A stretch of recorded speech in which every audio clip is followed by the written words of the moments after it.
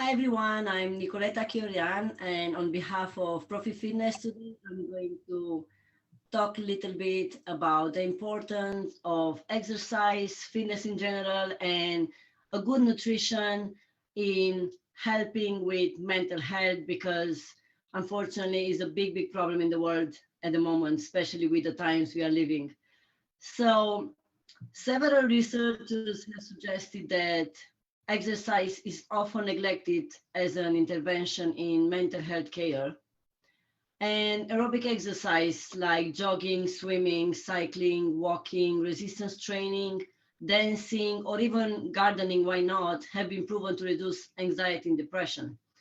What I would like to emphasize that the most important thing is to prevent as much as possible. So exercising and dieting, when I'm talking dieting, obviously I mean a good nutrition is very important and is part of preventing mental health in general. Only after we did as much as possible with nutrition and training, we should go the route of why not maybe herbal medicine, and only then in the end, medication. Obviously, what I'm doing today is just an advice, and obviously, I don't intend to diagnose anyone. But in general, except when we have genetic problems or we are born with certain illnesses, by having a good diet and regular exercise, we should have a pretty healthy lifestyle. Obviously, going to check with your GP regularly to make you do different tests to make sure everything is fine. The reason for the above mention is that the exercise induced increase in blood circulation to the brain, and it has a huge influence on the hypothalamic pituitary adrenal axis, which is also called HPA axis, and it also has an impact on the physiological reactivity to stress. This physiological influence is mediated by the communication of this HPA axis with several regions of the brain, including the limbic system, which controls motivation, mood, the amygdala, which also generates fear in response to stress, and the hippocampus, which plays an important part in memory formation, mood, and motivation. Other hypotheses that have been proposed to explain the beneficial effects of exercising on mental health are also distraction, self-efficacy, improving self-esteem, cognitive functions, and social interaction, which is very important for preventing mental health issues in general. Exercise is especially important in patients with dementia particularly, and many studies shows that aerobic exercise can combat changes in the brain associated with dementia. Any kind of exercise obviously is really good and is associated with decreased risk of developing Alzheimer's disease or dementia, but aerobic exercise was demonstrated to help slow shrinkage in the hippocampus and the part of the brain that deals with memory. And in the Journal of Alzheimer's Disease was discovered that all of the above mentioned by comparing two groups of older adults. One group were people that had sedentary life and the other group were people that were taking regular exercises.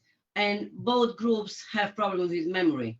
So they discovered that exercise improves neurocognitive function and it has an effect of exercise on the brain structure and amyloid plaque in older adults who have memory problems. Now, aerobic exercise, it increased also vascular function and encouraged neuron growth, which reduced the harmful effect of amyloid plaque on neurons in the hippocampus. And obviously, by increasing the vascular function and by creating neuron growth, it means that you're going to create new healthy cells. Amyloid that I mentioned earlier is actually an abnormal protein and is produced in the bone marrow and can be deposited in any tissue or organ and can affect any organ. But today, obviously, I'm going to emphasize the way he is damaging the nervous system. Health professionals should also emphasize the other benefits that comes with physical exercise on top of helping with mental illness. And this obviously is improve the sleep, better endurance, improve mood, increase energy and stamina, reduce tiredness, weight reduction, improve cardiovascular fitness in general. The problem is that many times all of the above mentioned can indirectly affect mental illness. For example, certain individuals, they are overweight.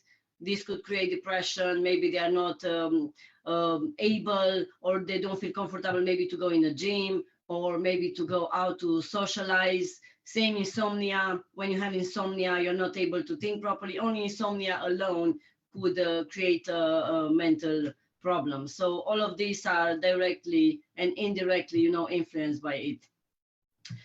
I'm going to talk a little bit now about the aspect of nutrition and the importance of nutrition in mental health. So obviously the brain is working hard non-stop. So it means that it requires a constant supply of fuel, which comes from the food we eat.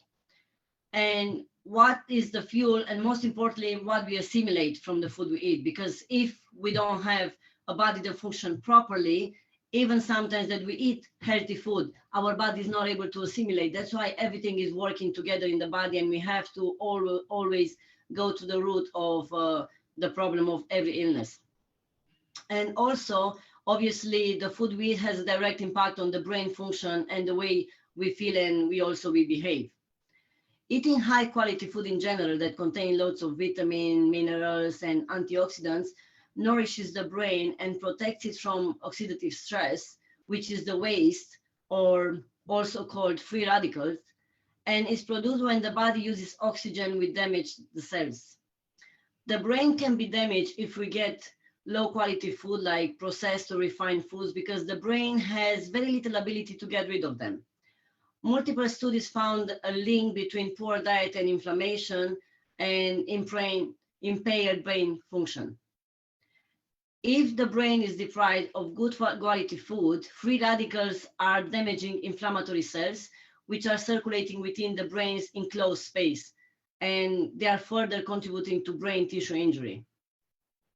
For example, the way it's working, the hormone serotonin is a neurotransmitter that helps regulate sleep and appetite, also mediate moods and inhibit pain. So the way it's working is that serotonin is 90% a hormone produced in the gastrointestinal tract. And the gastrointestinal tract is lined with 100 million nerve cells. And it makes sense that obviously the digestive tract guide our emotions. Long time ago, it wasn't proved, but now is officially the second brain. Our digestive tract is our second brain. That's why the expression, you feel it in your guts. Okay, so these neurons are highly influenced by the good bacteria that makes up the intestinal microbiome and prevent the inflammation that is so damaging for our body, but also influence how well we absorb nutrients from food and also activate the pathways that travel directly between the gut and the brain. In countries that have a diet higher in fruits and vegetables and unprocessed foods, like in Asia, and more particularly in Japan, where they have in their food a lot of vegetables, but even, let's say, medicinal plants included in their meals. Also in India, the risk of mental health is at least 35% lower. Not to mention that in the same countries, the life expectancy is so much higher. Like in Japan, we all know that many people live over 100 years old, and part of it is obviously the diet, but also the way of living. They have all the time during the day a nap, they sleep really well, they go to bed really early. We know that, you're supposed to go to bed like 10 o'clock and wake up really early, like 6 o'clock. We have our body clock. We know from Chinese medicine that at certain hours, our organs are doing certain tasks. So once you respect this, everything is going to work in a good manner. But the main problem would be in Europe, let's say, and more particularly in Ireland as well at the moment. Sugar, I think in particular, is a major culprit because it feeds the bad bacteria and causes inflammation. And because of this, we're going to have like a temporary spike, and we have that feel-good neurotransmitters. And I hear many times people feeling is a good thing, to have something sweet because it makes them feel much better. And they don't realize that all of these feel-good neurotransmitters, like dopamine, for example, the result of it is just a sugar rush, and then shortly is followed by a crash that has a terrible effect on our mood. Obviously, exception here would be the professional athletes, which they're going to need before or after certain sports to replenish all the nutrients they lost. And obviously, diabetic patients, which they can benefit from all of these foods. When you stick to a diet of healthy food, you are setting yourself up for less mood swings and improve the ability to focus and obviously to have an overall happier outlook. And what I like to also add in the end, because I mentioned at the beginning, I know many people maybe are not really familiar with herbal medicine. At least I would really advise to maybe have in your diet some herbal teas. Probably you heard already of Saint John wort, of ashwagandha, rhodiola, lavender, valerian, lemon balm. All of these can help with anxiety, with depression, with insomnia, and an overall well-being feeling. If you take some herbal teas, they're absolutely fine for everyone. If you don't go the route, going to see a herbalist or maybe going to the doctor. But obviously, I do advise to always look after your health. I would also like to add that all of the things that I mentioned today, which was just briefly explained, you can see them in ProFi Fitness courses. We have several courses that explain the benefits of exercise and nutrition on your mental health and your general health. And we have courses that are dealing with over 40 with mobility and flexibility problems, Pilates that could help you with joint problems, and nutrition in general to make sure you have a healthy life and you prevent many illness. Thank you very much. It was a pleasure to be here with you today. All the best.